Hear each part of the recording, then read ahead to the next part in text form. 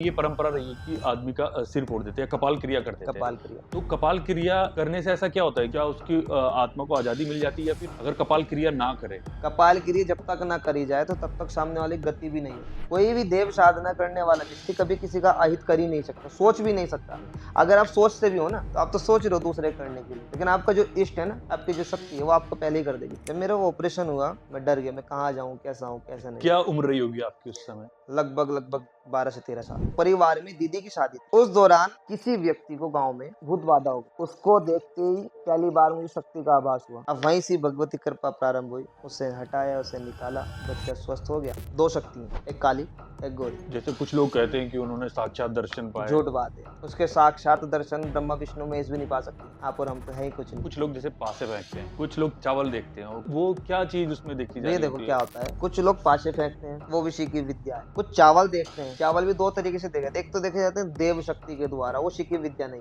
एक चावल होते हैं अंक गणित के हिसाब से, वो शिकी विद्या। तो हम बात कर ही रहे थे कि ऊपर वाले कमरे से आवाज आती है कि चले जाओ यहाँ से, चले जाओ यहाँ से। और जैसे ही हम कमरे के अंदर एंट्री करते उसके ऊपर जैसे ही जल का छिड़काव किया तो उसने चैन तोड़ दी अपनी। इतनी सिचुएशन खतरनाक कर दी कि हम चाहते हुए उस घर से बाहर नहीं निकल पा रहे।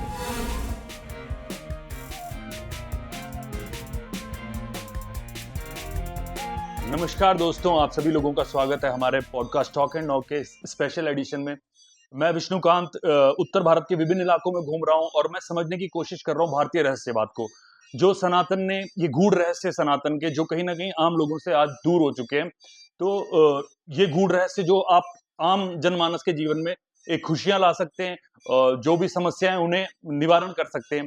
तो इसी कड़ी में मैं अभी आया हूँ जस्सोवाला धाम में, और मैं यहाँ के पीठाधीश्वर श्री अभिषेक जी के साथ हूँ।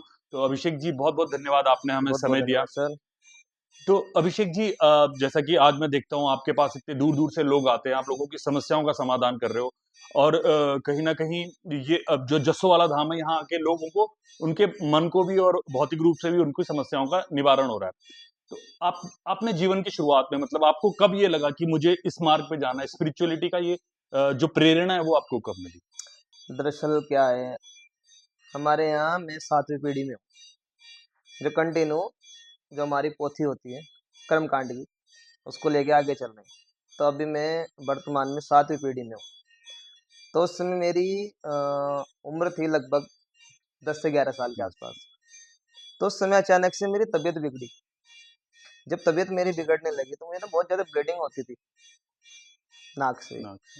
फिर लोकल में डॉक्टर वगैरह को दिखाया, कोई फ़र्क नहीं पड़ा। सिर्फ ब्लीडिंग के साथ-साथ मेरे मुँह से फिर मांस आने लगा बहुत ज़्यादा, हाँ। और जब मांस आने लगा तो फिर काफ़ी ज़्यादा देखने वालों को, पंडित जी को दिखाना, इधर दिखाना, तो कुछ नहीं हुआ। धीरे-धीरे बहुत समय ऐसे ही चलता रहा, लगभग 1 साल ऐसे ही चलता रहा। तो काफ़ी सारे एस्ट्रोलॉजरों को दिखाया, तो कुछ जगह से क्लियर कर दिया गया कि दिसंबर मृत्यु है। उस समय बहुत ज़्यादा घर की हालत बहुत टूट चुकी थी। दिसंबर जब लास्ट में बोल दिया गया कि लास्ट है, तो उस समय लगभग अगस्त और अक्टूबर के महीने के आसपास से नवरात्रों का समय था। तो उस समय मेरे को एक संत स्वप्न में दिखाई देने शुरू हुए। अब वो 1 दिन सपना आया, 2 दिन सपना आया, तो फिर इग्नोर किया। जब रेगुलर ही रोज़ सपना आने लगा तो मैंने फिर वही चीज़ घरवालों को बोली, ऐसे-ऐसे। घरवालों ने बोला कुछ नहीं है, ऐसे ही हो रहा होगा।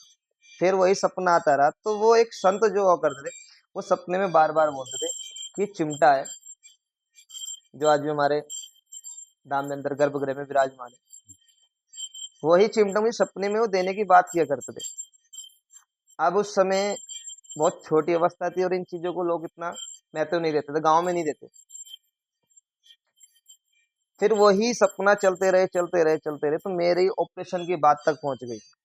जब मेरी ऑपरेशन की बात पहुँची तो वही सपना मुझे बार-बार आता रहा, बार-बार आता रहा। तो उसी सपने की प्रेरणा मुझे होने लगी कि जिस जगह भी वर्तमान में माँ भगवती का मंदिर बना हुआ है, तो यहाँ पे उस समय पूरे में खेती हुआ करती थी, और ये जो एरिया था, ये बड़े-बड़े गूलर के पेड़ों से घिरा हुआ था, बहुत ज़्यादा, बहुत मतलब घनघोर अंधेरा था। तो उस दौरान ही मैं 11-12 साल की अवस्था में ऑटोमेटिकली, मैं क्यों आता था नहीं पता, कब आता था नहीं पता, और कब मैं यहाँ से जाता था नहीं पता, उस दौरान। जबकि यहाँ निकलना उस समय लगभग आज से अगर आप 12 से 15 साल के पीछे जाओ, तो यहाँ आना पॉसिबल नहीं था दिन में, डर। अभी भी चारों तरफ मतलब काफी जंगल घर, फैला हाँ हुआ है। बिल्कुल। तो उस दौरान मैं यहाँ आया करता था, आके बैठना, बैठे रहना काफी काफी देर। यही सिलसिला लगभग 2 ढाई महीने चला। और आपको ये चीज पता नहीं चलती थी कि आप कब यहाँ पहुंचे, कैसे नहीं, पहुंचे? मुझे ये नहीं पता लगता था मैं कब यहाँ आया, मैं कितनी देर यहाँ मैंने समय अपना गुजारा है, यहाँ से मैं कब वापस गया, मुझे कोई पता नहीं होता था। फिर वही सपना वापस आता रहा। तो एक बार जब मेरा ऑपरेशन की बात पहुंची, तो ऑपरेशन ही मेरा हो रहा था। उस दौरान मुझे वही संत वापस दिखाई दे, जबकि मेरे डॉक्टर ने बोल दिया था, डॉक्टर अश्वनी करके, कि 1% चांस है कि ये बचेगा। दरअसल मुझे प्रॉब्लम क्या निकली थी, लास्ट में मुझे ट्यूमर बता दिया गया था, ट्यूमर बता दिए। और 1% चांस है कि ये बचेगा अंदर। उसका ऑपरेशन हुआ, जिस दौरान ऑपरेशन हुआ मुझे आज तक भी बहुत अच्छी तरीके से याद है। जब मेरा वो ऑपरेशन हुआ, तो उसी दौरान मुझे वो चिमटा दिया गया था उन संत के द्वारा, स्वप्न में दिया गया था? स्वप्न में दिया गया स्वप्न था। में वो चिमटा आज भी विराजमान है। दिया था। वो चिमटा दिया गया, तो वही चिमटा जब मैं ऑपरेशन से बाहर आया, तो लगभग 2 दिन बाद मैंने घर में सॉरी पापा को बोला कि इस प्रकार से चिमटा रखा है, तो वास्तव में घर में चिमटा रखा हुआ था। अच्छा, और वो किसी को पता नहीं कि वो चिमटा कहाँ से आया? किसी को नहीं पता। घर आए तो वो चिमटा नहीं मिला। वहां पे बताया कि चिमटा है, घर वालों को मैंने जब प्रेशर किया, तो घर वालों ने फोन करके पता कराया, तो वास्तव में चिमटा था। लेकिन जब हम यहाँ घर पर आए, तो चिमटा नहीं था। चिमटा नहीं था। कुछ दिन बाद ऑपरेशन के, मुझे फिर ऑटोमेटिकली अजीब आभास होने लग गए, कोई है, इधर काली छाया है, इस तरीके के अजीब अजीब डर वाले आभास होने लगे। यहाँ तक की स्थिति ये आ गई कि मैं सो नहीं पा रहा था। सोना तो बहुत ज्यादा डर लगना, सोना तो बहुत ज्यादा भय लगना, सोना तो बहुत अजीब तरीके की सिचुएशन मेरे आसपास होने लगे।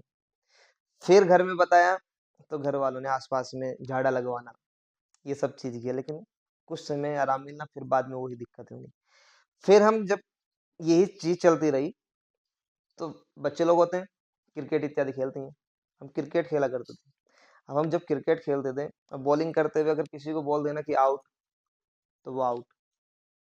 वही एक चीज बहुत अच्छी लगने लगी कि हाँ, मेरे बोलने से आउट हो रहा है। कही मतलब हुई बातें कहीं ना कहीं हाँ, सच होने लगी। बैटिंग करते हुए जो बोलना, मतलब इस तरीके से सारी चीज नॉर्मल होने लगी।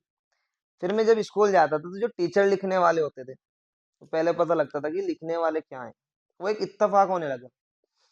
कहीं मैं जाने वाला होता था, तो मुझे पहले पता होता था कि मैं वहां पर जाऊंगा।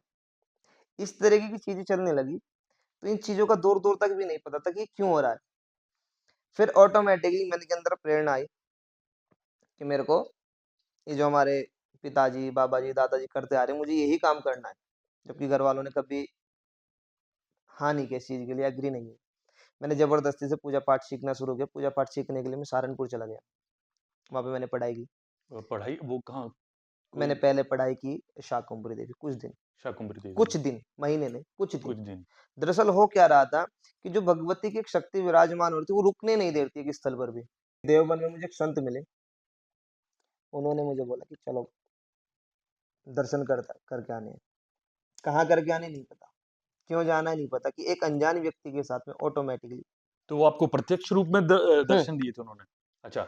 ये जो संत मिले संत मिले। देवबंद में, उन्हें मैं जानता नहीं, जानते। ऐसे ही मिल गए, नमस्कार हुआ, चलो दर्शन करने आते हैं।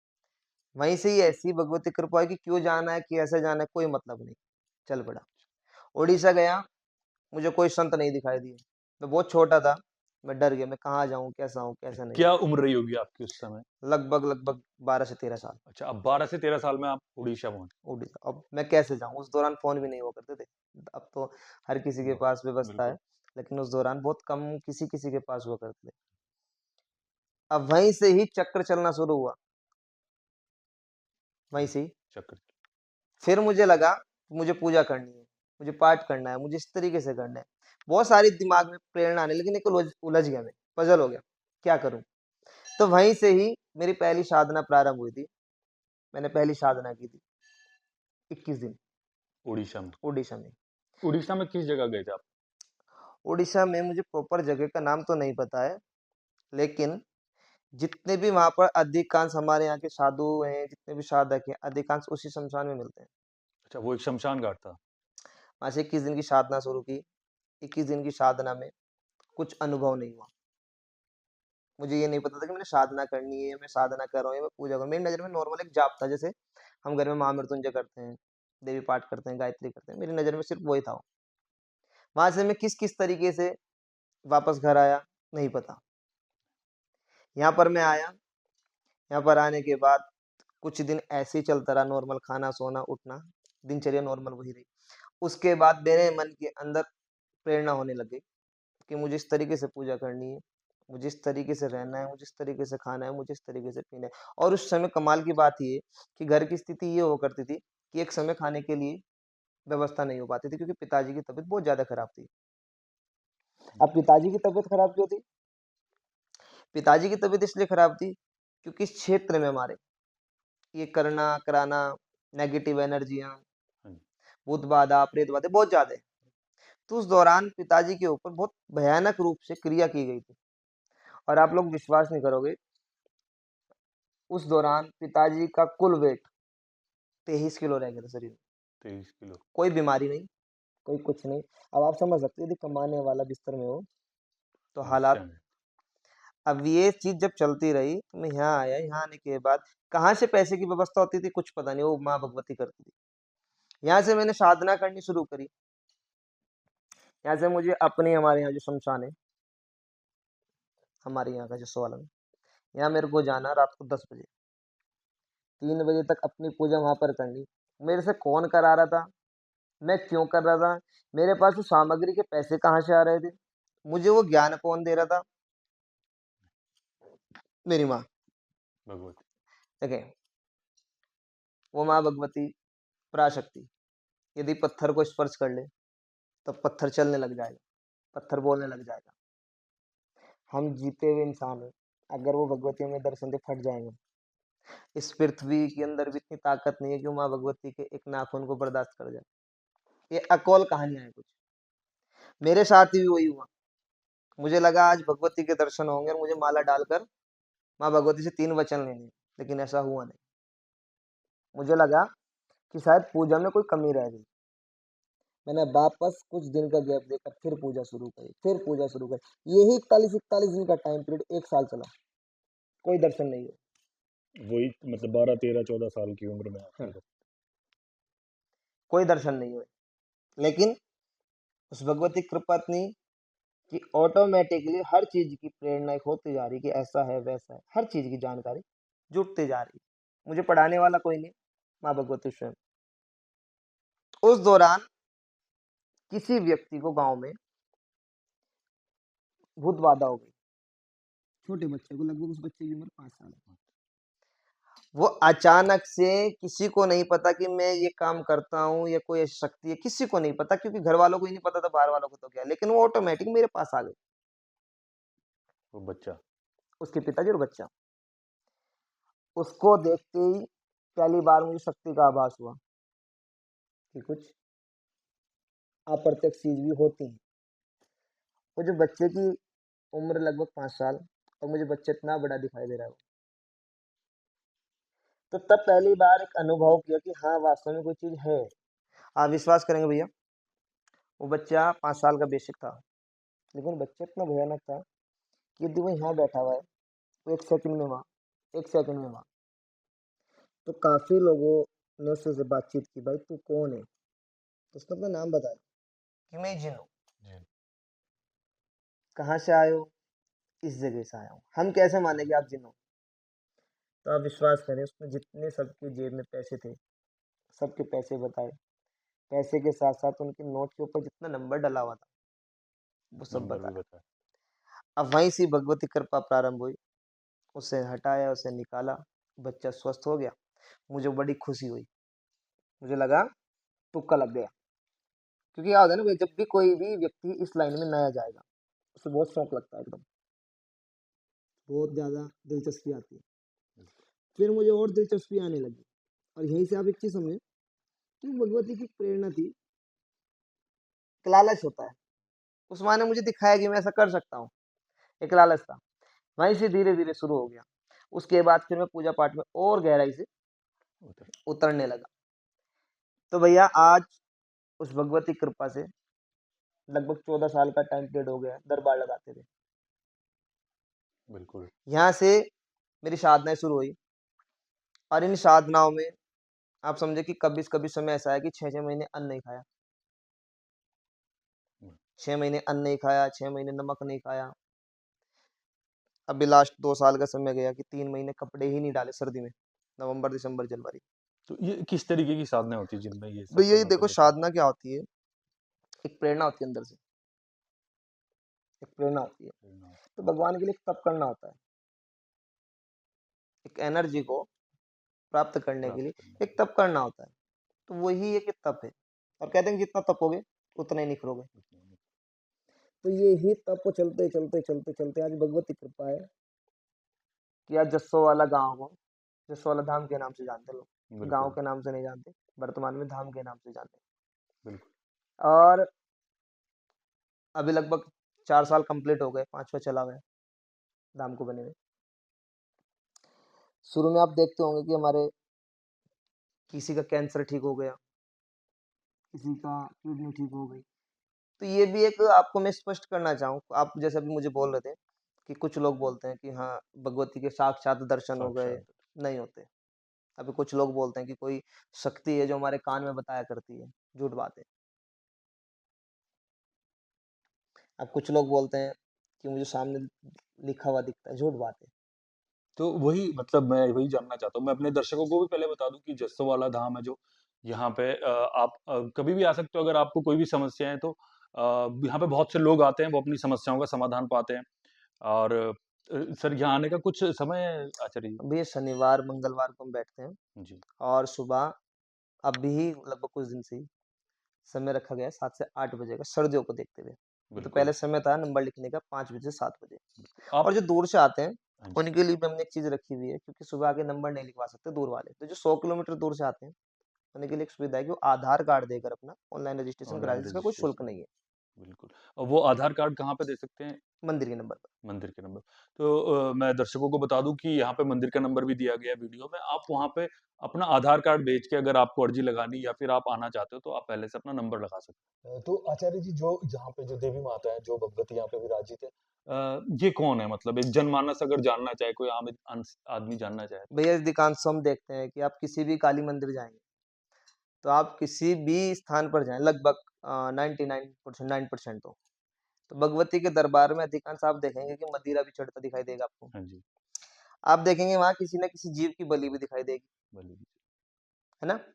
लेकिन यहाँ जो भगवती विराजमान है, यहाँ आपको हैरानी होगी कि यहाँ पर लहसुन प्याज भी वर्जित है, जबकि माता महाकाली का मंदिर है। दो शक्ति हैं, एक काली एक गौरी, रूप एक है रूप। माँ भगवती जगदम्बा का।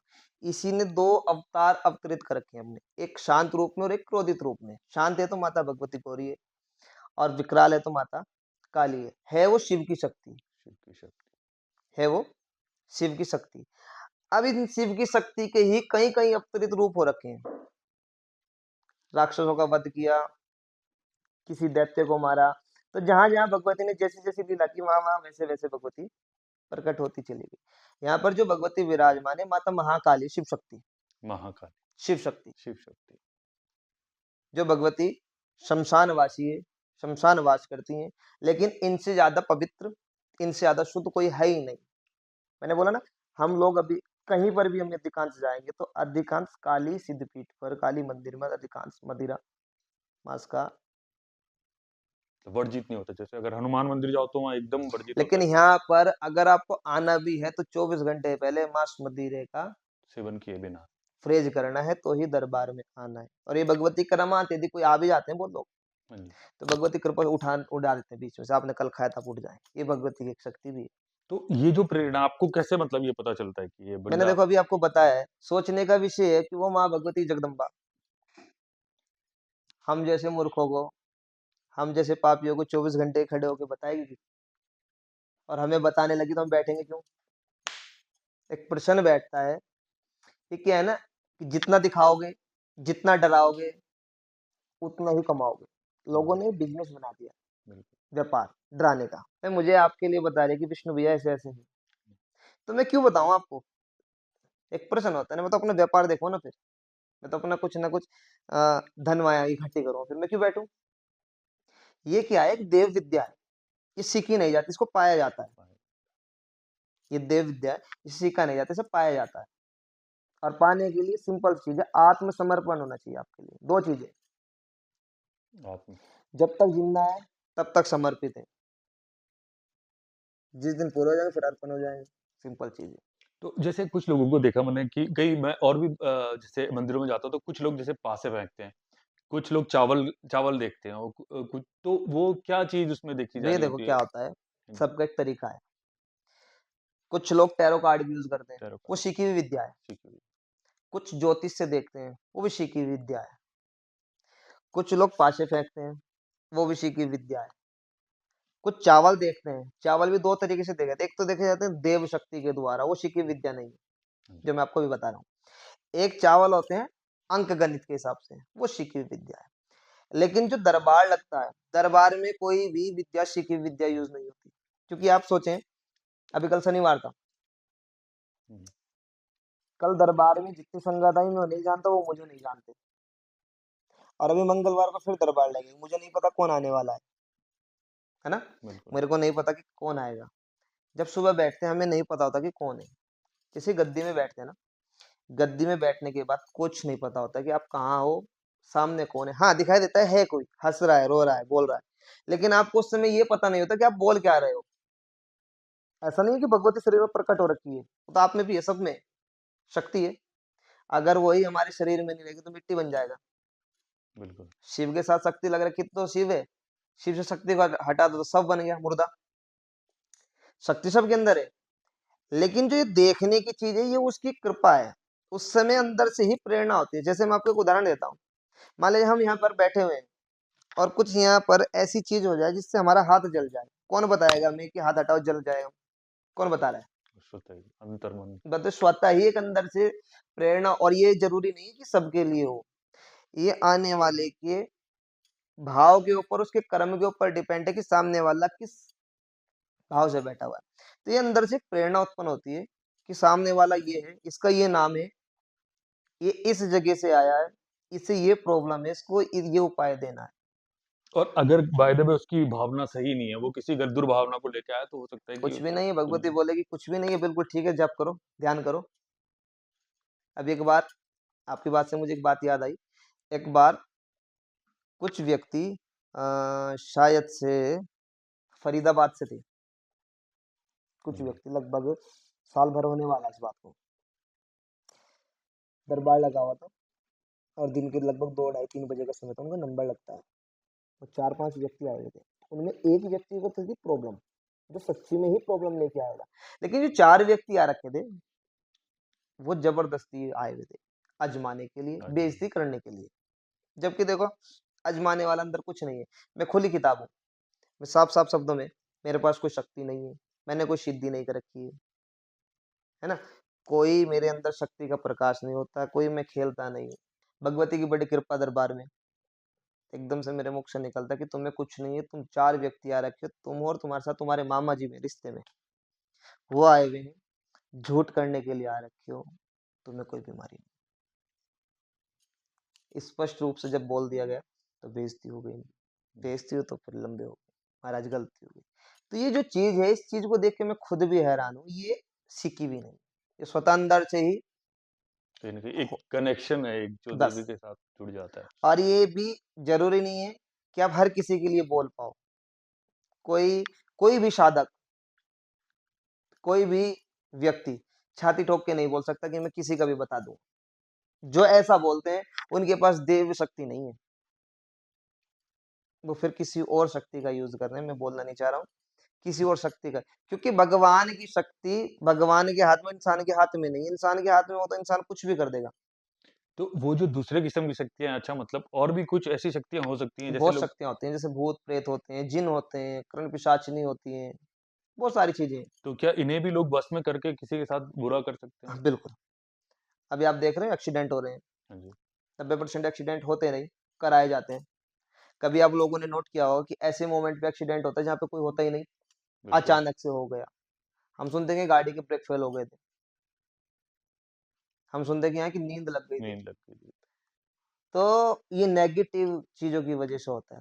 तो आचार्य जी, जैसा कि मतलब देवभूमि या फिर सनातन में ये परंपरा रही है कि आदमी का सिर फोड़ देते हैं, कपाल क्रिया कर देते हैं। कपाल क्रिया। तो कपाल क्रिया करने से ऐसा क्या होता है कि जो उसको क्या उसकी आत्मा को आज़ादी मिल जाती है, या फिर अगर कपाल क्रिया ना करे किसी का? देखो इसके कई मत हैं, लेकिन मेन मत हमारे जो गाँव में अधिकांश होता है, वो यही है। कपाल क्रिया जब तक ना करी जाए, तो तब तक सामने वाले की गति भी नहीं होती।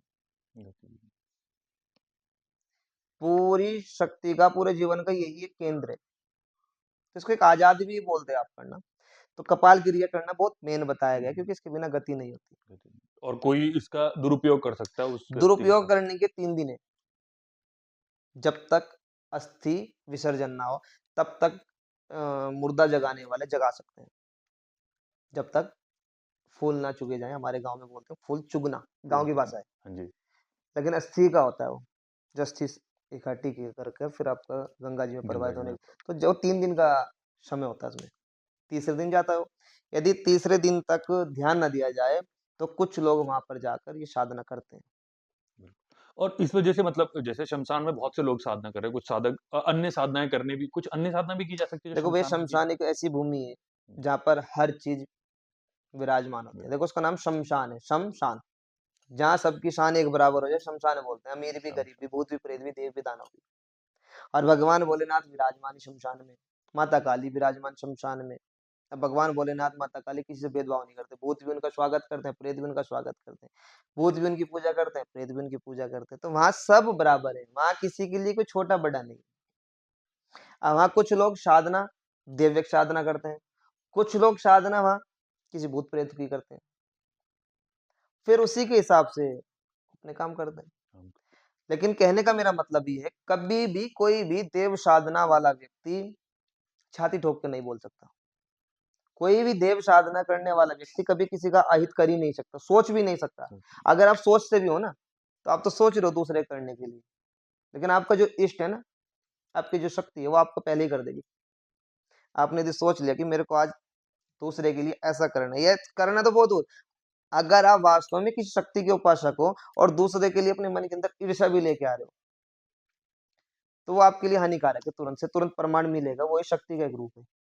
लेकिन जो गलत चीज़ को यूज़ करते हैं, भूत प्रेत, जिन बहुत बढ़िया। जिन्नात ये सब चीज़, उनके लिए तो क्या अच्छा और क्या बुरा, तो बुरे है ही। जैसे कुछ लोग अब अक्सर हमारे पास कमेंट आते रहते हैं वीडियो में, जैसे कुछ लोग कहते हैं कि ये पंचमुंड साधना क्या है? क्या? देखो जिस चीज़ का नाम है, हाँ जी, जिस भी वस्तु का नाम वो है, वो है। जिस भी वस्तु और है सब। तो क्या ये साधना मतलब ये कुछ तांत्रिक उस तरीके की साधना है जो किसी जीव की आत्मा को कैद देखो करके भैया, आप कर रहे हो? पंचमुंड साधना जिस साधना का नाम है, ये 5 प्रेतों की साधना है। पंच प्रेत साधना इसका वास्तविक जो नाम है, वो है इसका नाम पंच प्रेत साधना। पंच प्रेत साधना।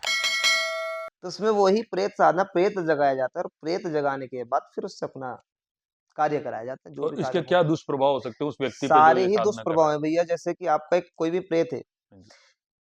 जब तक आप उसको भोग दे रहे हो, तब तक वो आपके अनुकूल चल रहा है।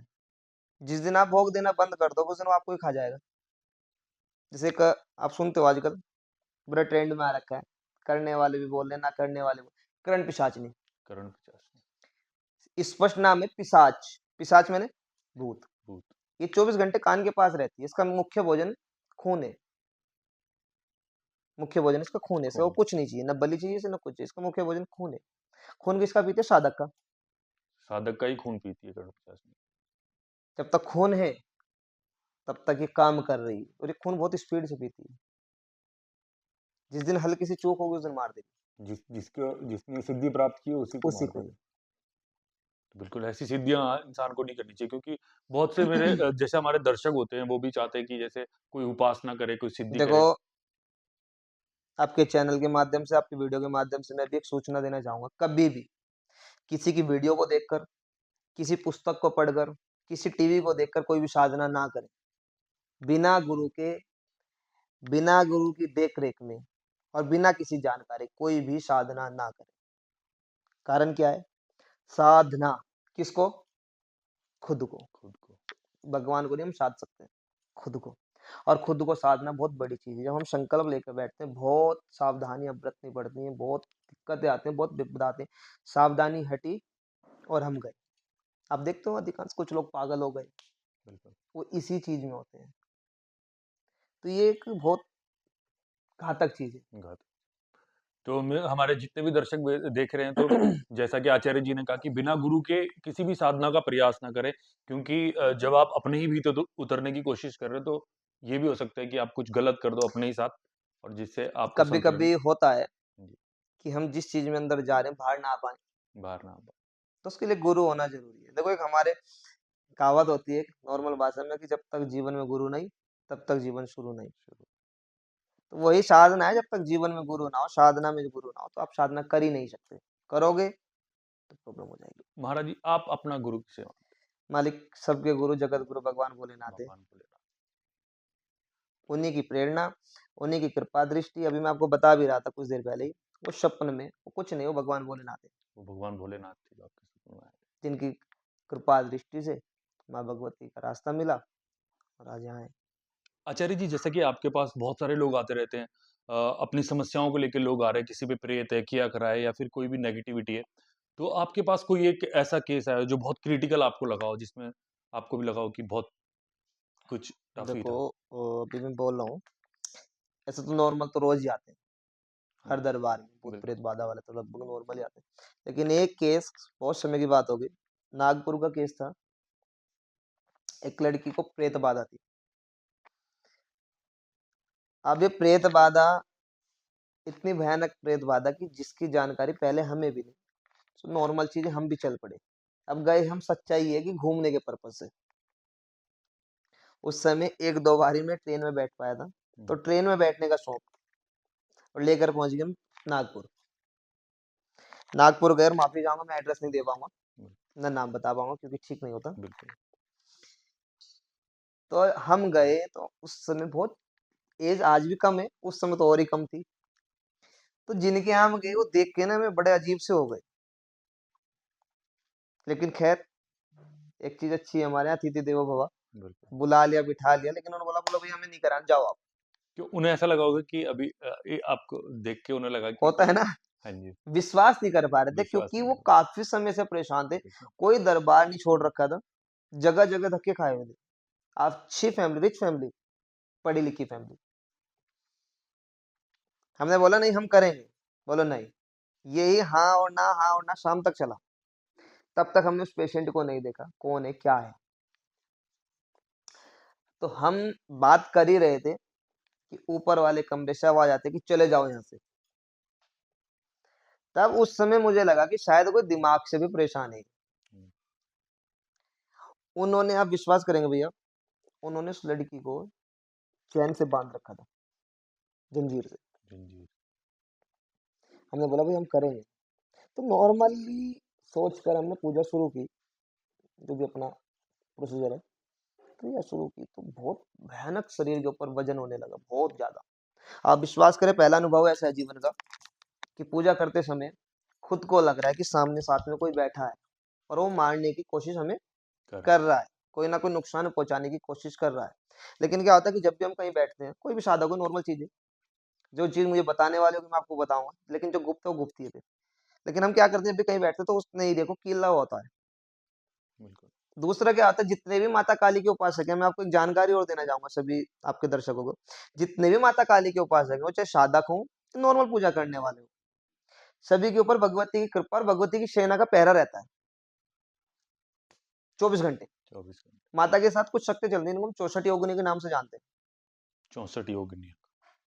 ये कोई भी साधक हो, उच्च श्रेणी का जो भी साधक होगा, उसके ऊपर इन देवियों का 24 घंटे पहरा रहता है लगा हुआ, जिनमें प्रेत वाहिनी, कर्मचारी, बहुत सारी चीजें हैं। मैंने बोला जो गुप्त होगा वो मैं अच्छा, बताऊंगा, ये उन्हीं में है, उन्हीं में ही आती है कुछ चीजें। योगिनियाँ ही हैं असल में ये, जो 64 योगिनियों में कुछ हैं जो प्रेत वाहिनी है, बहुत सारी चीजें, उनकी फिर आगे बहुत सारी सेना है, लाखों करोड़ों का मंडल बना हुआ है। तो वो पहरा लगा हुआ होता है, उसी पहरे की वजह से हम अपने आप में सेफ रहते हैं। तो वो चीज कुछ আহিत नहीं कर पा रही थी। तो भैया जब वो गेट खुलता है, आप विश्वास करें बड़ी दया भी आई कि उस लड़की को, लगभग उस लड़की की उम्र उस समय 20-22 साल रही होगी, उसको चैन से जंजीर से बांध रखा है। और जैसे ही हम कमरे के अंदर एंट्री करते हैं, उसके ऊपर जैसे ही जल का छिड़काव किया तो उसने चैन तोड़ दी अपनी। चैन तोड़ दी तो। चेन तोड़ दी है, और ये आप देखें कि ऐसे हवा में, नीचे कुछ नहीं ऊपर कुछ नहीं। वो हम्म, सबसे भयानक केस था जीवन का, ऊपर कुछ नहीं और नीचे कुछ नहीं, हवा में। और ऐसे होने के बाद भी वो एकदम से ऐसे हो गई, तब भी पैरों के नीचे कुछ नहीं। बोलो चले जाओ, बहुत भयानक है बात। जब तक मैं उसके पास दोबारा जब छिड़कता, इतने में उसने ऐसे छील देना अपना यहाँ से, अपना ही हाथ। अपना ही हाथ, और खून पीना। बहुत अपने आप को कष्ट देने लगी, हमने फटाफट से बाहर निकले, फिर लेट गए। यही सिलसिला जब 3 दिन चला, तो 3 दिन बाद पता लगता है कि ये कोई कुएं का भूत है। कुएं का भूत। अब ये लगा कैसे? हमारी माता बहनों को एक मंथली प्रॉब्लम होती है, तो उस मंथली प्रॉब्लम में कुछ जो भी यूज करते हैं, कुछ माताएं बहनें क्या करती हैं, कहीं भी डाल देती हैं, कूड़े में डाल देना। कूड़ा कहाँ जा रहा है किसी को नहीं पता है। तो वो कूड़ा यदि ऐसी जगह गिर गया कहीं जहाँ पर किसी प्रकार की कोई भी प्रेत बाधा है, प्रेतों का पहरा है, प्रेतों का आना है, तो वो लगेगा। उसी से वो प्रेत लग रखा था भैया, इसी चीज में 3 दिन लगे। 3 दिन। उस 3 दिन में हमने दिन रात एक कर दिया, इतना भयानक हो गया कि वो प्रत्यक्ष रूप से दिखने लग गया, हल्की हल्की छांव। और एक ही प्रेत था उसके अंदर वो। एक ही प्रेत था वो, महाप्रेत बोलते हैं उसको। महाप्रेत। एक ही प्रेत था। सिचुएशन ये आ गई कि हम लोगों ने जो टीवी के माध्यम से हम देखते हैं ना, भूत की मूवी है ये सब चीज, मेरा एक एक्सपीरियंस खुद गया कि जितनी भूत की मूवी बनती है, किसी न किसी सत्य घटना को उठाकर बनाई जाती है। हमारे साथ वहां पर यही हुआ कि यदि ऑयल लिया ना सर लगाने, खून। इतनी सिचुएशन खतरनाक कर दी कि हम चाहते हुए उस घर से बाहर नहीं निकल पा रहे थे। खुद हम भागना चाह रहे थे, हम नहीं करेंगे काम को, लेकिन हम नहीं जा पा रहे थे। लास्ट में ये हुआ कि जिस दिन उसको निकालना था, जिस दिन हमारी एक शक्तियों शक्तियों की फाइट थी, उस दिन जब उस प्रेत का कोई बस नहीं चला, उस प्रेत ने पूरा कपड़ा निकाल दिया उसका। तो साधक को सबसे पहले क्या चाहिए? अपनी इंद्रिया बस में करना। ये सबसे भयानक एक केस आया, और इस केस को तो मैंने बता तो दिया आपको 30 सेकंड में, लेकिन मुझे वहां 3 से 4 दिन लगे। वो जिंदगी मौत का खेल था नहीं, वो 30 मेरे सेकंड लिए। भी जब आप मुझे बता रहे हो तो मेरे रोंगटे खड़े हो रहे हैं यहाँ पे। ये बड़ा क्योंकि भयानक था। कहीं नहीं। उसी प्रेत को लेकर जब निकालने के बाद उसे हम दफन करने के लिए जब शमशान भूमि में जा रहे थे, आप विश्वास करना कि रास्ते में इतने प्रार हुए कि तो आग गिरनी ऊपर से या कोई पत्थर लगना, लेकिन भगवान कृपा, टच कुछ नहीं हो रहा था, अनुभव हो रहे थे। यदि वो हमारे यहाँ से छूट जाए तो फिर हम सब गए। वहां से शमशान भूमि कुल 1 किलोमीटर दूरी पर, वो भी कार से। हमें कार से शमशान भूमि तक 1 किलोमीटर जाने में आप विश्वास करना आधा घंटा लग गया, सीधे प्लेन रोड। तो वो कैसे, वो कहीं ना कहीं पूरा प्रेशर दे रहा है, प्रेशर दे रहा था। नहीं जाने दे रहा। जब हम वहां पर गए, उसे दबाया, दबाने के बाद आज वो लड़की भगवान की कृपा से बिल्कुल स्वस्थ है। अच्छा, तो आचार्य जी, जैसे ये जो प्रेत होते हैं जो इतने जिन्होंने इतनी शक्तियां प्राप्त कर ली कहीं ना कहीं, कि वो 3 दिन में आपको भी जिसे उतारने में समस्या आ रही थी, तो ये इतने शक्तिशाली कैसे हो जाते हैं प्रेत? देखो मैंने बताया ना, देव हो दानव हो, सुर हो या शुर हो, सब उसके उपासक हैं। हम्म, तो ये भी एक अपने इनका जीवन, भगवान ने दो चीज बना रखी, मानव भी बना रखा तो भूत प्रेत भी बनाए भूत हुए हैं। प्रेत इनकी अपनी दुनिया है, इनके भी ऐसे बीवी बच्चे होते हैं। जिनों के। बीवी बच्चे होते हैं, ओके। परिवार है, सेम प्रोसीजर है। बस फर्क इतना है, हड्डी खून मांस के बने, वो आग के बने हुए हैं। और वो हमें प्रत्यक्ष रूप से दिखाई नहीं दिखते देते, हैं। दिखते हैं। एक हमारे उसमें बोलते हैं पर्दा हटना। पड़ता कुछ साधकों का सीधी साधना करने से इन चीजों की टच में रहने से पर्दा हट जाता है। तो कहीं भी कोई चीज जाती है तो दिखती है। जैसे हम गांव में सुनते हैं ना कि घर में पालतू कुत्ता जो होता है, उनको चीजें दिखती चीजें हैं, दिखती हैं। बस उनका पर्दा हटा हुआ है। हम इंसान उनको खुली आंख से नहीं देख सकते, लेकिन कुछ जो साधक हैं जिन्होंने साधना, वो उनको देखते हैं खुली आंख से। तो इनकी भी एक अपनी दुनिया है, बीवी बच्चे हैं, शादी है, सब कुछ है। तो जो भूत प्रेत होते हैं वो भी, और जैसे कहते हैं कि जैसे कोई मर गया और वो एक भूत बन गया, तो वो कुछ अलग टाइप का होता उसका क्या होता है कि कोई एक्सीडेंटल केस हो गया, है। एक्सीडेंटल केस होने के बाद परिवार वालों ने प्रॉपर तरीके से गति संस्कार नहीं कराया, हम्म, आत्मा भटकती है। आत्मा पहले घर वालों को बोलती है भाई मेरा संस्कार कराओ। घर वाले कराएंगे नहीं, घर वाले अपना समाधान करा लेंगे, चीजें में परेशान है तो दर दर भटकना शुरू करेगी, भटकेगी तो फिर नुकसान पहुंचाएगी किसी ना किसी को, क्योंकि कहते हैं कि मरा हुआ इंसान किसी का नहीं हुआ करता। ना वो माँ के लिए बेटा है, ना पत्नी के लिए पति है, मरा हुआ इंसान वो किसी का नहीं है, वो फिर आहित ही करता है हमेशा। अब बहुत लोग बोलते हैं बोलो भूत प्रेत है ही नहीं, बिल्कुल। पढ़े लिखे हैं ना ज्यादा आजकल। जी। अब प्रॉब्लम क्या है, दो ही पढ़ाई हम पढ़ते हैं, क्रिश्चियन, इस्लामिक, अपनी तो इस्लामिक। पढ़े ही नहीं। अपने पढ़ी। बहुत लोग बोलते हैं बोलो भूत प्रेत है ही नहीं, लेकिन गलत बात है, सब है। सब है। भूत प्रेत नहीं तो हनुमान चालीसा क्यों पढ़ रहे हो भैया आप लोग, साफ लिखा है भूत पिशाच निकट नहीं आए, तो भूत पिशाच के लिए तो स्पेशल दे रखा है, भूत पिशाच नहीं। बहुत सारे प्रमाण शास्त्रों में कौन बोलता है कि भूत प्रेत है? भूत प्रेत है। जी, और जैसे वो जो भूत है जिन्होंने मतलब फैमिली है जिनकी बीवी है, बच्चे हैं, वो यही भूत बाद में आगे जाके प्रेत योनि में अगर फँसा रहा तो ये वो भी बन सकता है? मतलब ये उसी योनि में रहेगा? इनके पास जब ये भूत प्रेत की श्रेणी में चले तो बहुत सुपर पावर आती है, जो हुँ, चीज हम नहीं कर सकते वो चीज ये कर लेते हैं फिर। एकदम से कहीं जाना है, कुछ पता करना है, कुछ भी करना है, तो बहुत सारी चीजें ये चीज करती हैं फिर। और ये भूत प्रेत है और जैसे जो अभी आप 64 योगिनियों के बारे में बता रहे थे, वो माता के साथ जो चलती हैं, देवी के साथ तो उनमें जो कर्ण पिशाचिनी है वो भी उन उन्हीं में से ही एक देखो, करण पिशाचनी एक अलग चीज है, हुँ, लेकिन है उस माता की ही एरिया की, अरे! उसी माता के साथ चलने वाली शक्ति है, उसी माता की सेना में से एक चीज है कर्ण पिशाचिनी। तो जो माता काली के साधक होने की जरूरत नहीं है छोटी चीजों की, बहुत छोटी चीज है, बहुत दूर की चीज और छोटी चीज है, कुछ नहीं है। बिल्कुल। तो आचार्य आचार्य जी जैसा हम सुनते हैं लोगों से माता के कभी भी अगर माँ काली की बात हो तो 64 योगिनियों की बात होती है। तो ये 64 योगिनियाँ क्या हैं? ये भगवती की सेविकाएं हैं, सेविका हैं। जो माता की हमेशा अंग संग रहती हैं। उनको हम 64 योग नहीं बोलते, जो अपनी योग माया से हमें घेरे रहती है। आप देखते हैं ना, किसी को देवी आ गई, किसी को शक्ति आ गई, तो उनमें कुछ तो नहीं बोलूंगा मैं, लेकिन जिनको ये साथ सच में होता है, अधिकांश इन्हीं की छवि बैठती है, जिनको हम माता के नाम से जानते हैं। वो अच्छा, भगवती नहीं आती, वो मनुष्य में कभी आई नहीं। फट जाएगा इंसान, मतलब ही नहीं है। आप एक छोटा सा उदाहरण देता हूँ, एक सूर्य भगवान है, कई करोड़ों किलोमीटर दूरी पर है, और उनको हम इन खुली आंखों से 10 सेकंड नहीं देख पाते। हुँ, उस माँ भगवती में करोड़ों सूर्य समाये हुए हैं, कौन झेल जाएगा? कोई भी नहीं झेल बिल्कुल। पाएगा। भगवान भोलेनाथ नतमस्तक हो गए, कौन झेल पाएगा? कोई। तो ये जो अंश घूमते हैं वो 64 योगिनी का अंश, एक झलक पड़ती है हल्की सी, जिनको हम हुँ, भगवती के नाम से जानते हैं, देवी के नाम से जानते तो जो कुछ लोग मतलब अगर घर में उपासना करना चाहते हैं देवी की तो किस तरीके से कर सकते हैं? क्या हैं। कोई देखो 2 चीजें, एक 10 महाविद्याएं होती हैं, 10 महाविद्या काली तारा भुवनेश्वरी छिन्नमस्ता धूमवती षोडशी, ऐसी इस तरीके से 10 माताएं। ये जो 10 देवियां दी गई हैं, उग्र है, उग्र है। उग्र इनकी साधना तो बिना किसी गुरु के ना करें, जो 10 महाविद्या हैं 10 इनकी महाविद्या साधना बिना गुरु के नहीं ना करनी करें। चाहिए। रही जीवन में हमें पूजा करनी है, उसके लिए हमें दी गई है 9 देवियां, हुँ, शैलपुत्री, ब्रह्मचारिणी, चंद्रघंटा, कुसुमंडा। शुद्ध सात्विक मन से करें, भगवान की कृपा पाने के लिए पूजा करें, कोई परेशानी नहीं है। लेकिन इसी को भी अगर आप सीधी साधना करने के लिए करते हैं तो फिर उसका एक प्रोसीजर अलग है, उसकी एक लाइन अलग है। फिर आपका पूरा ही जीवन की शैली बदल देते, खाना पीना उठना बैठना आना जाना सब कुछ फिर परमानेंटली चेंज होता है।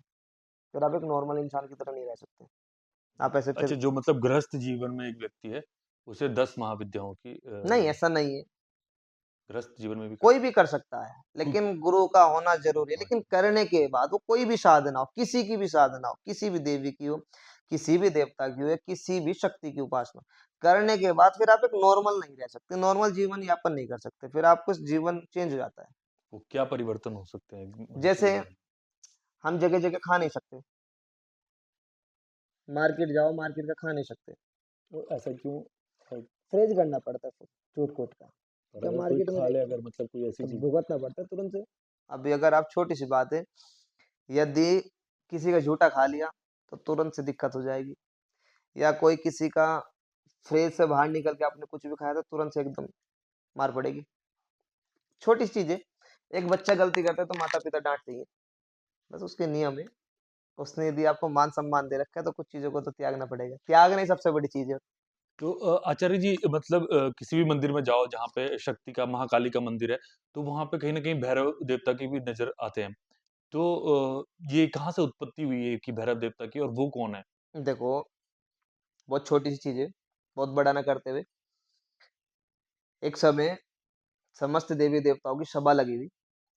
उस समय कुछ कटु वाक्य ब्रह्मा जी ने बोल दिए, घमंड से, क्रोध से। लेकिन एक लीला है उस भगवती की, क्योंकि मैंने बोला ना, हर जगह वही जन्म देती है सबको। माँ एक जन्म देती है हर बच्चे को, पिता जन्म नहीं दे सकता। पिता जन्म में हिस्सेदार है, लेकिन जन्म नहीं दे सकता।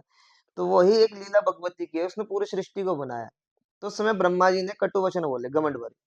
तो भगवान भोलेनाथ ने वो सुनकर बहुत अहंकार को भस्म करने के लिए अपने अंदर क्रोध पैदा कर लिया। वो क्रोध पैदा किया, तो उसी क्रोध से एक भगवान काल भैरव की छवि उत्पन्न हुई, जिसको हम काल भैरव बाबा के नाम से जानते हैं। काला चेहरा पड़ गया भगवान भोलेनाथ का, उन्हीं से एक अंश अवतरित हुआ काल भैरव। और प्रकट होते ही ब्रह्मा जी का तुरंत से सर काट दिया। अब ब्रह्म दोष लग गया, तो आज वही ब्रह्म दोष मिटाने के लिए भगवान भैरव काशी में जो है कोतवाल की ड्यूटी कर रहे हैं। तभी से ही माता काली के अंग संग रहने लगे काल भैरव बाबा। काल भैरव। एक दूसरा होता है, एक समय जब माता काली शांत नहीं हो रही थी, तो भगवान भोलेनाथ ने अपना रूप एक बालक का कर लिया, बच्चे का। जब बच्चे का एक रूप अवतरित कर लिया, तो माता काली बहुत क्रोध में चली जा रही, तो भगवान भोलेनाथ ने उसे अपने एक बाल रूप से एक माँ शब्द पुकारा। अब बोलते हैं ना माता काली बहुत विकराल है, गलत बात है।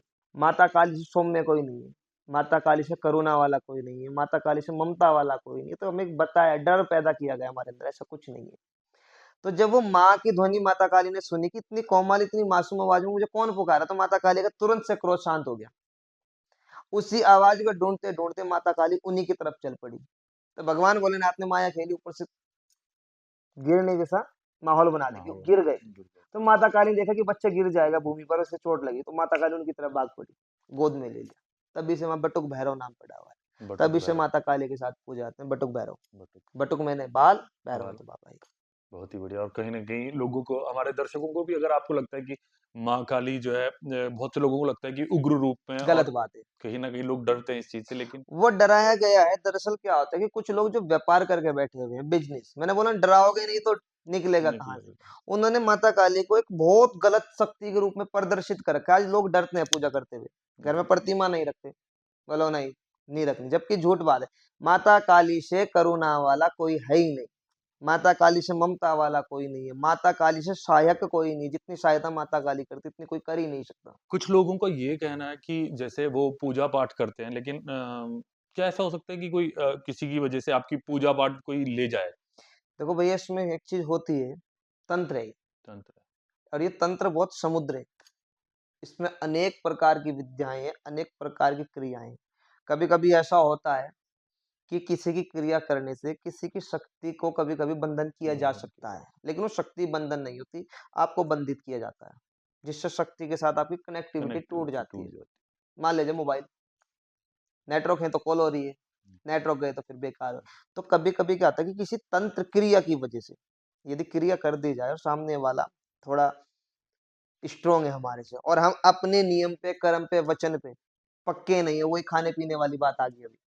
यदि आप अपने नियम पे, अपने कर्म पे पक्के नहीं हो, और सामने वाला अपने नियम कर्म पे पक्का है, और उसके पास शक्ति एकत्र ज्यादा की हुई है और क्रियाएं अच्छी हैं, तो आप अपनी क्रिया से आपकी शक्ति को बंधित कर सकता है। ऐसा होता है। तो अच्छा महाराज जी, आप जो इतने सारे लोगों का यहाँ पे आप जनहित में तो कार्य कर ही रहे हो, इसके आगे आपके आने वाले समय के लिए क्या योजना है? आप क्या करना चाहते हो? भैया योजना ये है कि आने वाले समय में एक मेरे को अनाथ आश्रम बनाना है, जिसमें गरीब माँ बाप की सेवा हो सके। एक चीज तो मेरी है। दूसरा, कोशिश मेरी यही है कि पाखंड बंद हो सके। पाखंड। हाँ, कहीं न कहीं सनातन को जो अगर बैकफुट पे आ जाता है कभी-कभी, तो वो उस वजह से आता है कि पाखंडी भी हैं, और जो इधर-उधर से लोग हैं वो तो सनातन को दबाते ही जा रहे प्रॉब्लम क्या हो रही है, हैं। हर कोई यही करने बैठ गया। हुँ, आप देखते हो ना, हमारा भी जो पेज बना हुआ है, उसी पेज पर नेगेटिव कमेंट्स भी आते हैं, पॉजिटिव भी आते हैं। आपकी वीडियो में भी बहुत सारे नेगेटिव भी आते हैं, बहुत सारे पॉजिटिव। तो वो जो नेगेटिव कमेंट्स कर रहे हैं, मैं उन्हें बुरा नहीं मानता। वो दो ही व्यक्ति हैं नेगेटिव कमेंट करने वाले, एक जिनके साथ गलत हुआ है, एक तो वो है, दूसरा वो है जो आज भी कुएं के अंदर है। तो मैं उन्हें गलत नहीं मानता, जिसने देखा नहीं वो तो नेगेटिव करेगा। जिसके साथ गलत हो गया है, कोई परेशान लूट गया है, तो गलत बोलेगा ही।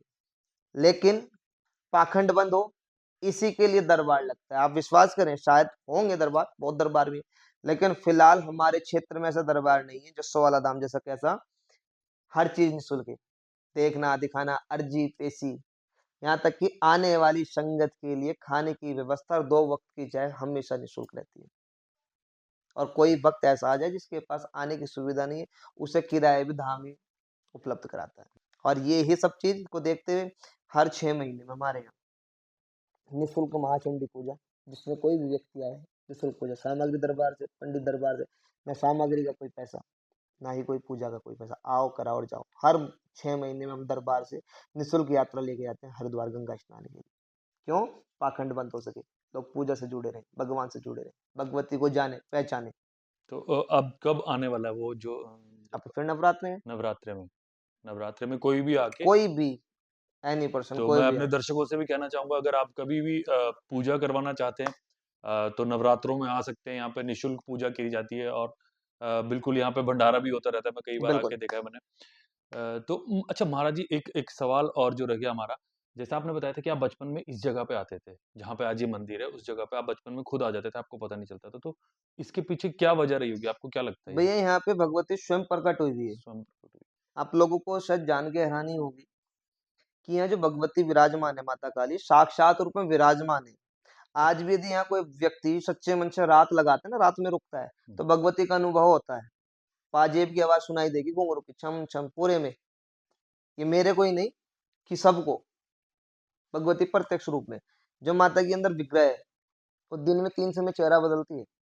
सुबह को एक बच्चे के आकार में होती है, दिन में एक किशोर अवस्था यानी जवान अवस्था, और शाम को वृद्ध अवस्था में हो जाती है। जो माता को एक बार कपड़ा हम डाल देते हैं, दोबारा लगता नहीं। या तो वो छोटा हो जाता है या वो बहुत बड़ा हो जाता है। वही मूर्ति कभी छोटी होती है, कभी बहुत बड़ी मोटी हो जाती है। तो भगवती वहाँ जागृत रूप में विराजमान है, भगवती की भूमि है खुद की। और यहाँ बहुत चमत्कार हुए हैं। आपको मैं बताना चाहूंगा कि बिना पैसे के मंदिर बना हुआ है, बिना चंदे के। सब जमा पूंजी करके कुल 95,000 रुपए थे। मंदिर का काम लगा देना। अब काम क्या था कि छोटा सा कमरा बनाना बस, उसमें माता का एक पत्थर रखना है। व्यवस्था ये थी, सोच ये थी। लेकिन कमरे से कब ऊपर चले गए पता ही नहीं लगा। और आप विश्वास करें, अभी आप लोग प्रश्न करोगे कि शायद दान आया हो।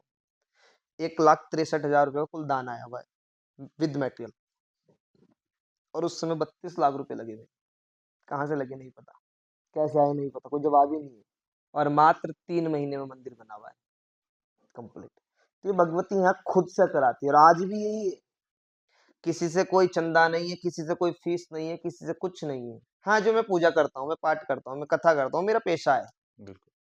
वो तो मेरे एक अलग चीज है। लेकिन जो दरबार चल रहा है, ये उस माँ भगवती स्वयं से चला रही है। अच्छा, आप जैसे कथा भी करते हैं, तो कथा का क्या महत्व है सनातन में, जो कथाएँ करते हैं? भैया कथा क्या है, जीवन को जीना सिखाती है। बिल्कुल। कथा हमें जीवन को जीना सिखाती है कि हमें किस तरीके से जीना चाहिए, हमारा सत्संग क्या है, हमें जीवन में हमारे क्या परिवर्तन करने हैं, हमें भगवान की प्राप्ति कैसे होगी, भगवत कृपा हमें कैसे मिलेगी। तो कथा हमें सिखाती है। और जब तक हम कथा नहीं सुनते तब तक हम बेकार हैं। स्कूल नहीं जाओगे तो हमें शिक्षा नहीं मिलेगी, कथा नहीं जाओगे तो हमें जीवन जीना नहीं आएगा। तो कथा हमारे जीवन में लाती है कि हमें जीना कैसे है, हमें कथा जीना सिखाती है। बिल्कुल। और आज के जो लोग, जैसे आज के ज़माने में लोग हैं, तो वो कहीं न कहीं सनातन से उनकी जो जड़ें हैं, वो निकल गई हैं, क्योंकि पिछले कुछ 600-700 सालों में जो है, भारत में भी ऐसा हुआ है कि हमारे जो रूट थे, वो टूट गए हैं। देखो भैया, मैंने अभी आपको बताया हुँ, हमारे साथ हुआ क्या है, छल हुआ है। चलो। प्यार प्यार में हम स्कूल गए सरकारी में, तो हमें इस्लामिक पढ़ाई पढ़ाई गई। हमें महाभारत नहीं सुनाया, रामायण नहीं सुनाई, ना हमें हुँ, उनके बारे में बताया, ना हमें पृथ्वीराज चौहान का बताया, ना हमें महाराणा प्रताप का बताया। किसी का नहीं हुआ। हमें सिर्फ ये बताया कि हुमायूं आया, अकबर आया, शेर शाह आया, शाहजहां आया। हमें ये सिखाया गया, हमें कभी थोड़ी बताया ऐसा भी हुआ है। बिल्कुल। तो हमारे दिल दिमाग में खून में वही चीज रम चुकी है। दूसरा, हम गए प्राइवेट स्कूल, हमें वहाँ क्रिश्चियन वाली पढ़ाई सारी सिखाई गई है। हमें बताया गया कि तिलक मत लगाओ, स्किन खराब हो जाएगी। हमें सिखाया गया हाथ में धागा मत बांधो। और आज भी आप देखते हो बहुत से स्कूलों में बच्चे अगर तिलक लगा के धागा बांध कर चले, टीचर हटा देते हैं। बता देते क्यों भाई, पाकिस्तान में थोड़ी रह रहे हैं। तो हमें अभी तक जो भी सिखाया गया हमारा नहीं सिखाया, ये तो क्रिश्चियन सिखाया, ये इस्लामिक सिखाया। तो आज का जो सनातनी है, ये तो धन्यवाद है सोशल नेटवर्क का कि कुछ समय से लगभग 4-5 साल जाग गए हैं। हैं। बिल्कुल, बहुत तेजी से जाग रहे हैं, इसमें कोई संदेह नहीं। लेकिन इस 5 साल पहले जो इतिहास आप उठाओगे तो लोग भक्ति से भी बहुत दूर थे। बिल्कुल। सबसे बड़ी वजह बताऊंगा मैं तांत्रिक हाँ लोगों को। एक परेशान व्यक्ति, एक दुखी व्यक्ति बहुत आस लेके जाता है किसी के पास भी कि शायद मेरा यहाँ समाधान होगा, मेरे को यहाँ परेशानी का हल मिलेगा, लेकिन वो सामने वाले को दुखी नहीं समझता, वो मुर्गा समझता है, कस्टमर। तो वो उसके दुख को नहीं देखेगा, उसकी जेब को देखना है उसे। वो झूठ बताएगा, क्या है, कैसा है, ऐसा है, वो पैसे लेने अब व्यक्ति क्या करेगा, एक बार जाएगा, दो बार जाएगा, तीन बार जाएगा, विश्वास खत्म हो जाएगा। भगवान को छोड़ेगा, इंसान को नहीं छोड़ेगा। और कहीं न कहीं ऐसा भी है कि जो ऐसे लोग होते हैं वो ज़्यादा समाज में नज़र आते हैं। क्योंकि जो एक साधक है उसको ढूँढना थोड़ा अब मुश्किल है। मुश्किल है। तो हमारा यही प्रयास है कहीं न कहीं टॉक एंड नॉक के ज़रिए भी हम इस एडिशन में जो है, जो जो भी इस तरीके के जैसे अब जस्सों वाला धाम है या ऐसा कोई भी हमारे इलाके जो हमारे सनातन की संस्कृति को आगे कायम रखे हुए हैं और सच में उनके पास कुछ ऐसी जगह को हम देखो लोगों भैया, तक पहुँचाना चाह रहे हैं। अभी देखने वाले कम, हाँ जी, दिखाने वाले ज्यादा। ज़्यादा ये था, लेकिन अब दिखाने वाले कम हो गए और कम हो देखने वाले जा हर किसी ने व्यापार बना दिया है। लेकिन मैं आपके माध्यम से लोगों को बताना चाहूंगा कि आप किसी के भी पास जाओ, बहुत भक्ति भावना के साथ जाएं।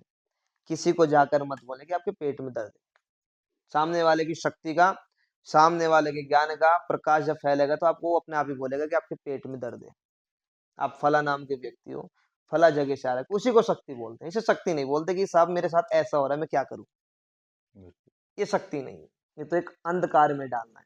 मैंने बोला ना, एक व्यक्ति 3 4 5 बार किसी के पास जाएगा, वो भगवान छोड़ देगा, क्योंकि उसका समय खराब होगा, उसका धन खराब होगा, क्यों जाएगा वो, और क्रिश्चियन ही बनेगा फिर। तो क्रिश्चियन में है। तो अपना कोशिश यही है कि लोगों तक जानकारी ज्यादा जाए, लोग भगवान से जुड़े, देखने वालों से न जुड़े। अपने बिल्कुल। ही घर में जल्दी उठकर नित्य पूजा पाठ नाम जप करें माँ भगवती का, कहीं दिखाने की जरूरत नहीं है। बिल्कुल आपने ये बहुत ही अच्छी बात कही महाराज जी जैसे कि अगर कुछ कोई लोग है वो नाम जप करना चाहते हैं तो क्या कोई ऐसा मंत्र है जो वो बिल्कुल, कुछ भगवती के निर्वाण मंत्र का जप करें। माता महाकाली, माँ लक्ष्मी, माँ सरस्वती का बीज मंत्र है ओम ऐं क्लीं क्लीं चामुंडाय विचे। बहुत सुंदर मंत्र है, बहुत पावरफुल मंत्र है। ब्रह्मा विष्णु में इसी से उत्पन्न हो रखे हैं। इसी मंत्र से उन्हें शक्ति मिलती है, इसी मंत्र से उन्हें सामर्थ्य मिलता है। तो क्या ये मंत्र कोई भी व्यक्ति कोई कर भी कर सकता है? सकता है। हनुमान चालीसा का पाठ आप रोज करें, दुर्गा चालीसा का पाठ आप रोज करें, और सबसे सुंदर चीज, अब तो पढ़े लिखे लोग हैं, दुर्गा सप्तशती में सिद्ध कुंजी का स्तोत्र दिया हुआ, रोज पाठ करें सुबह शाम। रोज हम्म, पाठ करें घर के अंदर। रोज भगवान सूर्य को अर्घ दें, माथे पे तिलक लगाएं, हाथ में धागा डालें, अपने मंदिर में दर्शन करके तब जाएं। देखें, कहीं जाने की जरूरत ही नहीं है। और कोशिश करें जीवन में गुरु बनाए, लेकिन गुरु उन्हीं को बनाए जिनको आप जानते हो और जो आपको जानता हो। तो महाराज जी बहुत से लोगों को जैसे कि प्रेत बाधा है या फिर उनके अंदर कोई नेगेटिविटी उन्हें ऐसा लगता है तो कई बार ऐसा होता है कि हो सकता है वो कोई फिजिकल प्रॉब्लम हो लेकिन तो एक आम इंसान ये पता कैसे करे कि उसके पास सच में प्रेत बाधा है या फिर देखो, कुछ और आम कारण हो इंसान सकता के है लिए तो पता करना बहुत मुश्किल है, मुश्किल है लेकिन इनकी कुछ चीजें हैं, पहचान है। यदि किसी के ऊपर प्रेत बाधा है, वो उठेगा नहीं, पूरे दिन वो लेटा ही रहेगा, उसका मन ही नहीं करेगा उठने का। वो जितनी भी कोशिश करेगा काम करने की, वो काम ही नहीं कर पाएगा। घर वालों के साथ वो झगड़ा करेगा बात बात में। प्रेत बाधा वालों की पहचान, धीरे धीरे उसे कोई ना कोई बीमारी लगने लग जाएगी। फिर आप दवाई खिलाओगे, उससे दवाई आराम नहीं करेगी। घर में कलेश होना शुरू हो जाएंगे, घर में झगड़ों के साथ साथ फिर पैसे में तंगी आने लगी, तो समझना प्रेत बाधा है। और सिंपल, बहुत मोटी बात है, कोई बीमारी शरीर में है, दवाई आराम नहीं करी, तो प्रेत बाधा है। कोई बीमारी शरीर में नहीं है, हमारा शरीर फिर भी स्वस्थ नहीं हो पा रहा, तो प्रेत बाधा है। और दूसरी सबसे अच्छी चीज क्या है, जिस व्यक्ति को भी प्रेत बाधा है, उस व्यक्ति को दोनों हाथ में 7 और 7 लौंग देकर हनुमान चालीसा सुनाई जाए, और दोनों हाथ की लौंगों को घुमाकर बाहर फेंक दे, शांत हो जाएगी।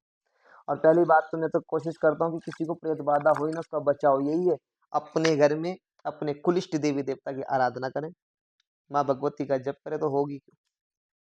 बहुत बहुत धन्यवाद महाराज जी आपने हमें समय दिया और कहीं ना कहीं आप जिस तरीके से लोगों की सेवा कर रहे हैं सनातन के लिए बहुत ही अच्छी बात है बहुत ही प्रेरणादायक बात है और लोगों के लिए भी हमारे दर्शक आपको देख रहे हैं अगर आप हमारे दर्शकों से कुछ कह दो आप बस मैं ये बोलना चाहूंगा कि अपने घर में अपने कुलिष्ट देवी देवता की आराधना करें, पाखंड से बचें, माथे पे तिलक, हाथ में धागा, और हनुमान चालीसा का आप कंटिन्यू पाठ करें। बाकी भगवती से जुड़े रहें। सभी को जय माता दी, सभी खुश रहें, स्वस्थ रहें। तो दोस्तों मैं विष्णुकांत अभी अभी जस्सों वाला धाम में आया हूँ और मेरे साथ थे आचार्य अभिषेक जी और आप भी अगर किसी समस्या को लेके यहाँ आना चाहें तो आप आ सकते हैं मैं आपको एड्रेस नीचे डिस्क्रिप्शन में दे दूंगा बाकी हमारे चैनल को सब्सक्राइब कीजिए और वीडियो को जितना हो सके उतना फैलाएं। मैं आपको ऐसे ही इन्फॉर्मेटिव वीडियो आपके लिए लेके आता रहूँगा। बहुत बहुत धन्यवाद।